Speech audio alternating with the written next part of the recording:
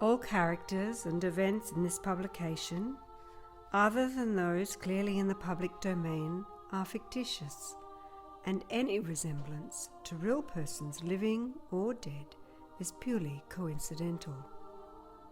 Copyright 2016 by R.L. Coy. R.L. Coy Books presents The Master of Names by R.L. Coy. Chapter 3. A reading by Jeanette Coy. Chapter 3. The School of Black Shadows. Plum came out just as the sun was rising, and the horses began to neigh and snort. He wore his usual attire, white shirt, brown leather pants, with Hairu Tharen strapped on his back. Drake, already in the carriage, turned and looked at Plum, then down at Plum's feet. "You're not going to take those sandals on the journey, are you?" Plum gave Drake a questioning look. He examined his feet, taking in the worn-out straps that were fraying at the edges. "The roads are dusty, and there aren't many ponds and streams for you to wash your feet," Drake said, looking in the carriage seat compartment, and he pulled out some black leather boots. "You'll have to wear these." He threw them down to Plum, who untied his sandals and donned his new shoes. He had never worn full shoes before. They felt strange and stiff and a touch big. Just as Plum was about to get in the carriage, a voice called out, "Aren't you forgetting something?" There was Adriana waiting at the door for Plum. Plum quickly went to his mother, who warmly embraced him. Speaking softly and fighting back the tears, she whispered, "Remember what we talked about, okay? Now go before I get more emotional." He left his mother's embrace and climbed into the carriage. He watched as the driver brushed the dust off his coat and seated himself in the front of the carriage beside the envoy. And with that, they set off on their journey. Drake said, "Driver, take us to Kingsport." The old man nodded, and they started to head in a westerly direction. Plum asked curiously, "Why are we going to Kingsport?" "Because," explained Drake, fixing his gaze onto Plum, "I have some business to attend to." "And don't you have family in Kingsport?" Plum said, "Well, yes, I do, but we don't speak very much. I haven't seen them for over 5 years now. Da's side of the family are very reserved. They didn't really appreciate it when my mum and Da got married." He sighed. "I guess not all families have happy endings." Drake, deciding whether he should continue this conversation, scratched his beard and thought it better to stay silent. Plum looked out of the window. The sounds of the carriage echoed as the wheels clattered over the rough surface. They passed the old church, over the bridge, and through into the town square, passing the fountain of Devane. Plum watched with uncertainty as he travelled down the main road and out of town. Realizing that there was nothing tying him to this place anymore, Plum felt excitement mixed with trepidation. He watched as the landscape that he knew passed by.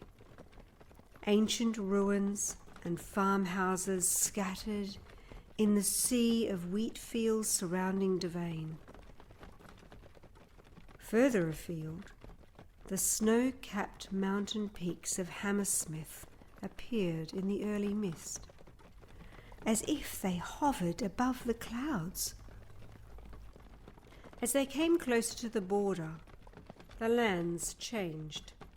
Slowly they passed the last ruin in Devane, which was an old tower from ages past. Drake explained. All of these ruins were built during the heathen times, before any kingdoms were established in lore. The heathen times? You mean the times when wizards discovered the runes of light and dark and the pentagrams? Asked Plum.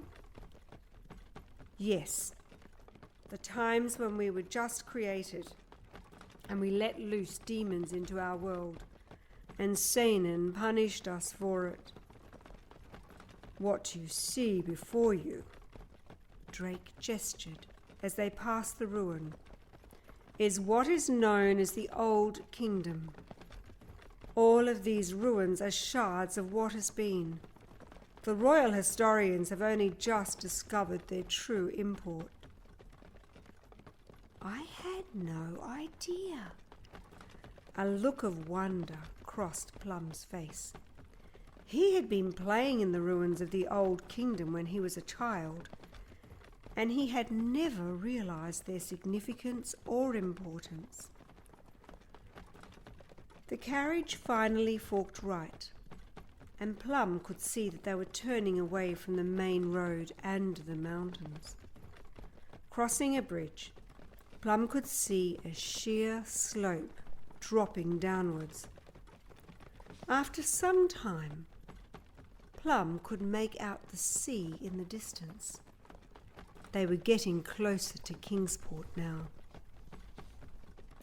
Winding down the pathway to where the slope levelled out, they finally came to an expansive wooden platform supported by hewn rock pillars and stilts that reached out to the ocean, which provided a sanctuary for a vast array of sea creatures. One could often hear the movement of crabs scuffling under the joists below the deck. Kingsport was a town built on stilts that seemingly floated above the open ocean of unknown depths, a mystery, as there has never been any record of when it was built or how. The port side of town reached out across the water, with people, ships, and all manner of boats seemingly choreographed in what looked like organised chaos to Plum. This was the main port for the Kingdom of Shine. Weaving in and out of the crowd, Plum and Drake got to the dock's edge. A guard was waiting there. He held up his spear, blocking their entry. "I'm terribly sorry to inconvenience you, but vehicles such as carriages, horses, and the like are prohibited beyond this point. You must continue on foot. There is a stable. If you turn right and then follow this road."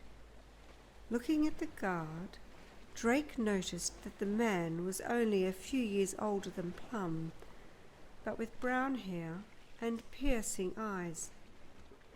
"These boys are so young," Drake thought to himself. The man was pointing to an old stable some distance away. Drake and Plum got out, and Drake whispered something to the driver. The envoy turned to Drake. "If I'm not needed, I will stay with the coachman at the coachman's cottage." Drake nodded a reply. "I'll call you when you are needed."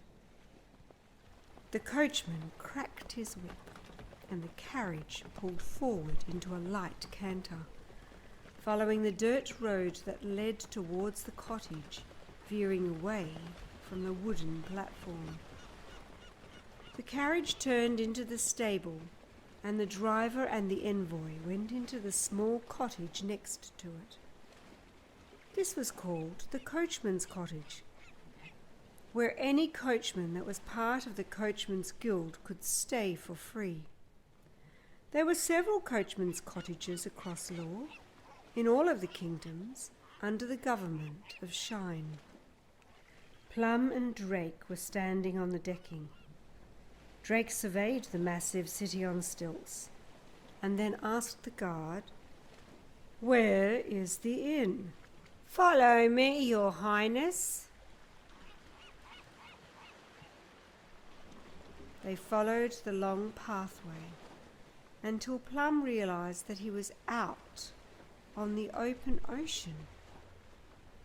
It had been a long time since he had seen the sea. It appeared that they were entering the market area of Kingsport. People were shouting their marketing pictures. "Fish! Lovely fish! Cockles! I have the biggest cockles you have ever seen! Best squid in all of Kingsport, fresh today!" The guard led them through the rabble and down a small alleyway. Plum noticed a sign that read, "The Tipsy Boxer." Below was an image of a boxer dog swaying, holding a tankard of ale. "This is the best inn in all of Kingsport. I recommend the Bulldog Draft, it's my favourite. And they have their house ale, the Boxer's Bluff, which is also very good. Will there be anything else?"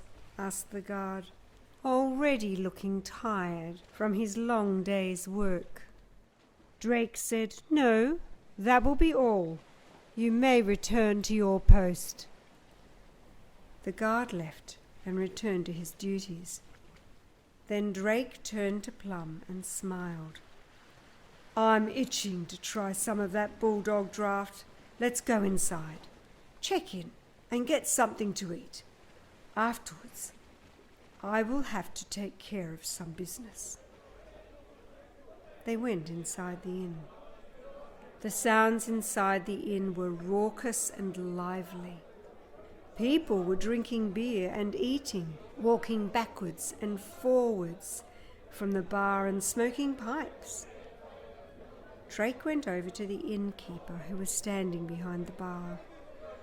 Looking up lazily from his booking register, the man suddenly jumped back when he noticed the crest on Drake's leather tunic. The man's casual demeanour disappeared instantly. He began, "Good evening, you're—" Drake cut him off mid-sentence with a dismissive wave. "It's just Drake today. We need a room for the night. Do you have any vacancies?" The man nodded.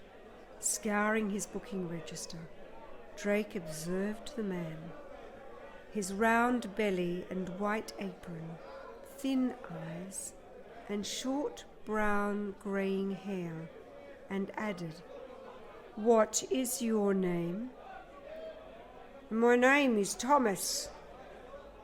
Thomas, noticing Drake's companion, asked, "And who is your friend?"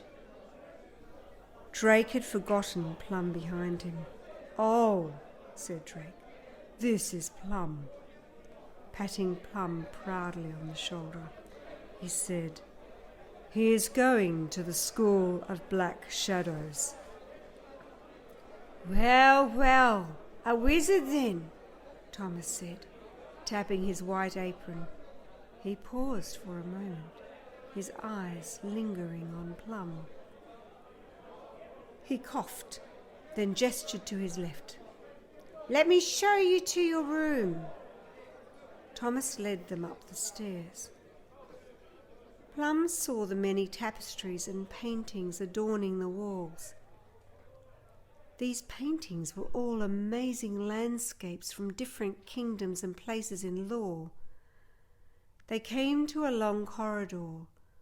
On either side there were many doors, and whitewashed walls with gold-plated candelabras fixed to the walls between each of the doors. Thomas stopped, turned around and looked at Plum and Drake with his thin hazel eyes. "Here we are, room 406, he said. He got out his ring of keys and unlocked the door before motioning to Drake and Plum to enter.